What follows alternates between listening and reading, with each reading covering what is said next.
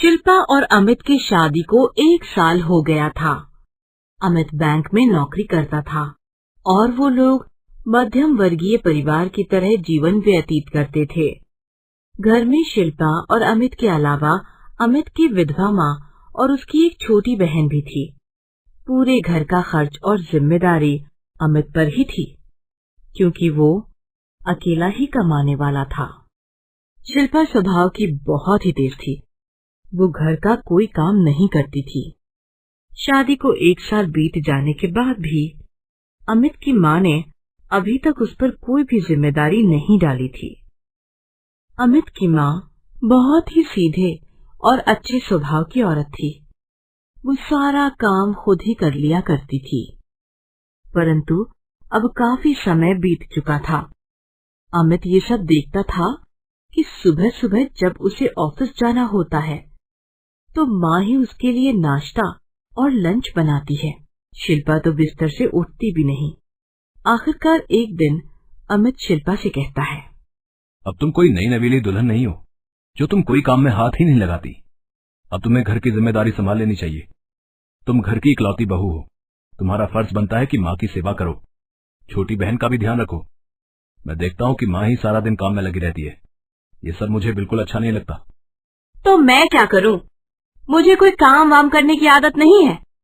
तुम्हें ज्यादा बुरा लग रहा है तो एक नौकर रख लो, वो सारे काम कर दिया करेगा। परंतु मुझे काम करने के लिए मत कहो।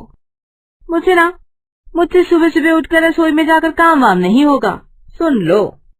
अमित जब भी शिल्पा से ये बात कहता, शिल्पा आगे से उल्टा जवाब भी देती। अमित घर की शांति बनाए रखने के लिए चुप हो जाता था।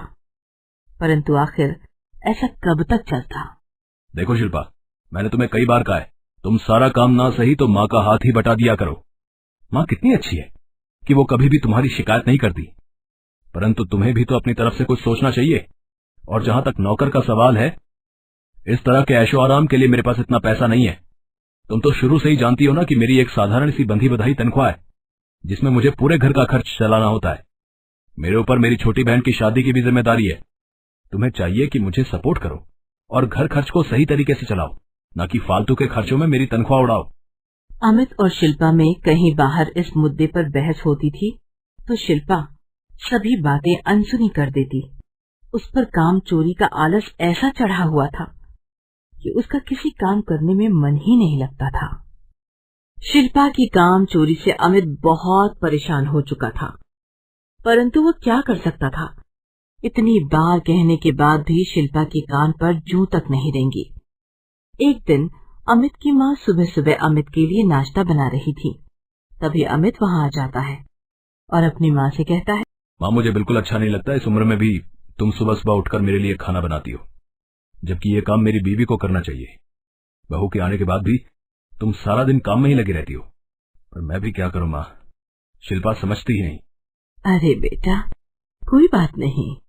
शिल्पा बच्ची है, अभी तो शादी हुई है। 1-2 साल रुक जाओ, फिर अपने आप ही काम समझ जाएगी। धीरे धीरे वो सब संभाल लेगी। उसे काम की आदत नहीं होगी ना, तो चिंता मत किया कर। मुझे तो शुरू से ही काम करने की आदत है। तेरे लिए और बहू के लिए खाना बनाने में कोई परेशानी नहीं होती। बस तुम लोग आराम से रहो। शिल्पा बेटी को कुछ मत कहा करो, ठीक है? शिल्पा बाहर खड़ी ये सब बातें सुन रही थी। उसके मन में थोड़ी शर्मिंदगी सी हुई कि वो अपनी सासू माँ की ना तो किसी काम में मदद करती है और न ही उनसे प्यार से बात करती है। परंतु वो फिर भी उसके बेटे के आगे उसकी इतनी तारीफ कर रही हैं और उसका पक्ष ले रही हैं। शिल्पा को ये सब सुनकर थोड़ी सी शर्मिंदगी तो लगती है, परंतु वो काम चोरी से बाज नहीं आती। इसी तरह दिन बीते जा रहे थे। शिल्पा को घर के कामों में कोई दिलचस्पी नहीं आ रही थी। वो बस घर से बाजार की ओर निकल जाती या फिर पार्लर में चली जाती और घर आकर आराम करती। एक दिन अचानक शिल्पा की तबीयत बहुत खराब हो जाती है। उसको बहुत तेज बुखार आ जाता है। दवा लेने के बाद भी बुखार उतरने का नाम नहीं लेता। अमित की माँ शिल्पा का बहुत ध्यान रखती हैं। वे समय समय पर उसे खाना, सूप, दलिया और दवा भी खिलाती हैं। 4 दिन बीत जाने पर भी शिल्पा का बुखार कम तो हो जाता है, पर उसमें इतनी कमजोरी आ गई थी कि उसे बिस्तर से उठा भी नहीं जा रहा था। वो देख रही थी कि उसकी सास उसका कितना ख्याल रख रही हैं। उसने तो कभी भी उनका कोई काम नहीं किया, परंतु वो उसे बिस्तर पर ही समय समय पर हर चीज लाकर दे रही थी। वो उसका एक माँ की तरह पूरा ख्याल रख रही थी। शिल्पा के माता पिता दूसरे शहर में रहते थे। अपनी बेटी की तबीयत का सुनकर वो लोग भी उसका हाल चाल पता करने शिल्पा के ससुराल आते हैं। शिल्पा के माता पिता एक दिन शिल्पा के घर ही रुकते हैं। शिल्पा की सास सारे घर के लिए खाना बनाती है और बाकी सब काम भी करती है। वो शिल्पा के माता पिता की भी बहुत आओ भगत करती हैं और उनसे बहुत अच्छे से पेश आती हैं। शिल्पा की माँ शिल्पा के पास ही बैठी होती है। तभी शिल्पा की सास खाना लेकर वहां आती है। ये देखकर शिल्पा की माँ बोलती है, अरे बहन जी, आप तो बहुत ही परेशानी में पड़ गईं।